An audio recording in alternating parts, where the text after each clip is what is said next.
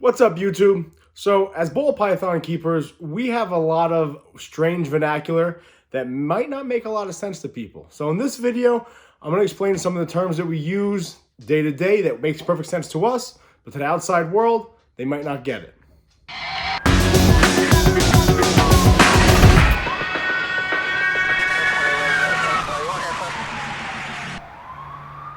All right, so a lot of these terms or a lot of things I'm going to go over may sound stupid to you guys. I know a lot of guys that watch my channels. My channel is, they're experienced keepers. They have ball pythons. So we use, every time I text my buddies or I send a message on Instagram, everyone understands this stuff. It might sound dumb to you guys, but to a lot of people, myself included, if you would have asked me this stuff a couple years ago, I wouldn't have known what you were talking about. So I want to do this video just to clear it up for people. I've seen these videos done in the past. I just want to do my own take on it to kind of outline some of the things that I had to learn over the last year or so to understand what people are talking about when they're talking about ball pythons. The first thing is when someone says your normal ball python. I know a lot of people, when I first heard that, I thought to myself, well, they're all normal ball pythons, right? They're all normal snakes. Don't I want a normal snake? The reality is when we say a normal ball python, we're actually talking about the genetics. And that is that it has no mutations to it. It's a normal ball python. It is a ball python, your traditional, like Big Mom. I don't have her out, she's in shed. I want to leave her alone. But it's your normal brown, black, and white ball python. It's your wild caught ball python. It's your jungle style ball python. It's what these snakes originally look like without all these crazy mutations that you see today. This is my possible super pastel Enchi pied girl. Isn't she awesome? She's so cool. So anyway, try to give her a little FaceTime. So let's jump right into it. The other thing I want to talk about when you say blue or shed. Now, obviously, a lot of people know the snake shed, right? But when you say your snake's in blue, I've heard this a lot of guys say this, we're referring to their eyes. When the snake goes in shed, I actually grabbed Big Mom to show you, but when a snake goes in shed, their eyes actually look gray or blue or hazy. And essentially what that means is they're shedding their skin. So a lot of guys will say, oh, my snake's in blue right now, or she's in blue. That's what we're talking about. We're talking about that our snake is actually in shed, and it's getting ready to shed skin. Now, in my name, it's called blue line morphs, right? So obviously blue line cop. Morphs is a term we use in the snake world, the reptile world, mainly the ball python world. We're talking about morph. Think about like Power Rangers, like it's morphing time, right? It's changing, right? They would change when it was morphing time. So think about morph as it's the different genetic mutations that they morph into from the normal ball python. So when someone says, what morph is that? Or what genetic, that's what I'm saying, what genetic is that, right? What morph? What did that normal ball python morph into? For example, this is Enchi pastel. Those are the two morphs, or those two genes that the snake exhibits. So I'm going to jump right into I'm not going to get into the crazy ins and outs of the genetics of ball pythons, but just some of the things you might hear. So the first thing you might hear is like codom or codominant trait. Essentially, that's a snake that exhibits like a spider, a bamboo, or a banana. Essentially, that snake carries on a certain genetic trait that when it has babies, 50% of those babies are going to get that trait from that snake. So it doesn't need two parts or two copies of the gene to be visual. All it needs is it has a potential of having 50%, you have 50% chance of having a visual because it's a codominant gene, okay? The second thing is something called a recessive gene. A recessive gene is, your clowns, your desert ghosts, your pieds. Essentially, you need two copies of that gene or one copy in a het or two hets. Hets I'll get into in a second. You need two copies of the gene. Essentially, one parent needs to have the clown gene. The other parent needs to have the clown gene, be it visual, be it het. You combine them. Now that snake, to be a visual, has two copies of the gene.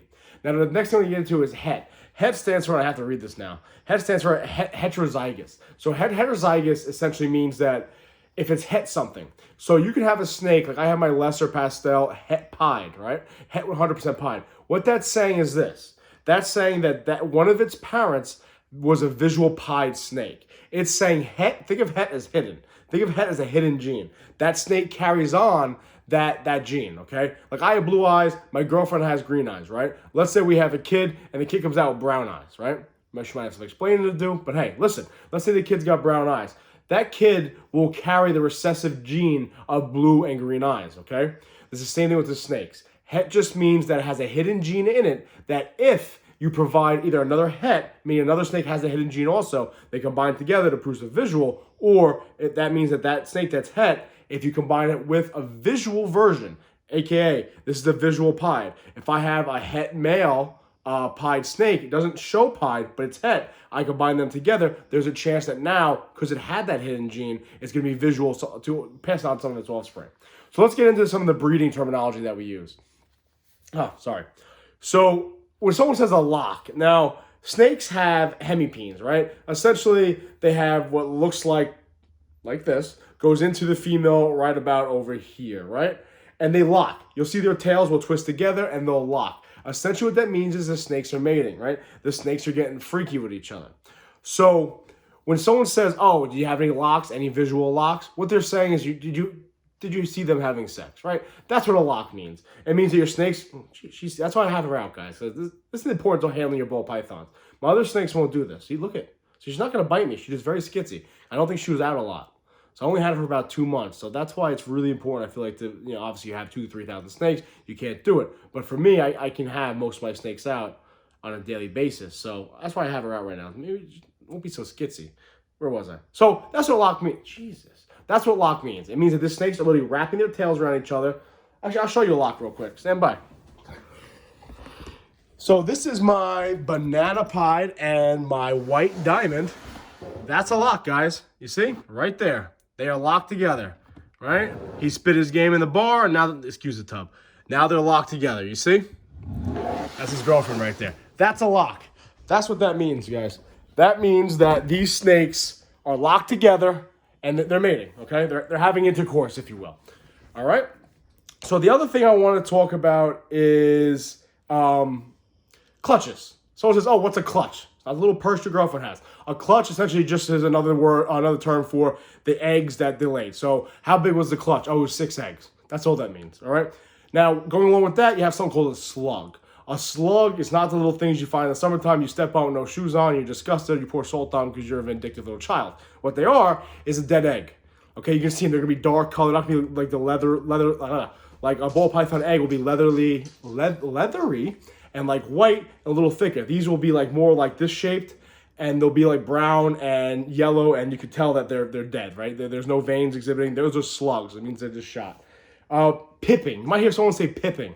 Pipping, think of pipping as like you're pipping your head out, right? You're coming out of the egg. That just means that the snake, the baby snake, is finally broke through the egg, right? It's day 56, 57, 58, whatever the time frame is, 52, 53, whatever it is. And the snake's head is pipping out of the egg, okay? Now, I'm going to talk about some of the old school terms that I've heard used. I see them used sometimes. I use them sometimes. I don't hear them used quite often. Now, you might see somebody list a snake at 1.0 banana. 1.0 means the male, okay? When you have a decimal point, whatever number is in the front is indicating what sex it is, okay? So if it's whatever number's in the front is indicating it's a male, whatever number's in the back indicating it's a female. So if you see 1.0 banana, it's a male banana. 0.1 banana will be a female banana. Now, you might see somebody might say, oh, this clutch is 2.3. 2.3 is saying they had 5 eggs, 2 were male, 3 were female. I see that used sometimes, not all the time. So that's something to be aware of. If you're trying to buy a snake, you're looking for a male or a female, or you go to some of these expos, it might say 1.0 banana, or you might have like 3 or 4 snakes, it might say 2.3, whatever. Okay, that's what they're referring to. So 1.0 is male, 0.1 is a female. If you see like 2.3, it means 2 males to 3 females. That's what the clutch is. The other thing you might see is CB. CB I used to see all the time when I was not breeding turtles, when I was into turtles, when I really loved turtles. It means captive bred, okay? You don't see that a lot now. I think a lot of us just assume that they are captive bred. You might get the occasional new morph, right? You might get the occasional new species, a new gene from Africa. And that might be it's not a captive bred snake, right? But all of our snakes, for the most part, are captive bred. Going along with that, you got WB. WC, right? Oh, man, she is all over the place, huh? You have WC. WC is wild caught. That's self-explanatory, guys. These snakes are from Africa, right? The wild caught means they caught it in Africa and they brought it over here in a box, okay? That's what that means. That's the end of the video. I hope some of these terms some of these explanations might clear up some of these terms for like the new guys coming in or guys getting into ball pythons or people that are just curious. I know a lot of you guys might think like, oh, this is kind of common sense, Bake. It is to us, but to other people it really isn't. There's a million different things I can go over. I'm sure in another video like this soon because there's just so many different acronyms and so many different vernacular that we use day in, day out that people just may not know. But here's your basics just to get started and try to figure things out. As always, guys, if you haven't done already, please subscribe. We're cranking. We're moving. We're doing really well. I greatly appreciate it. Now follow me on Instagram, blue_line_morphs.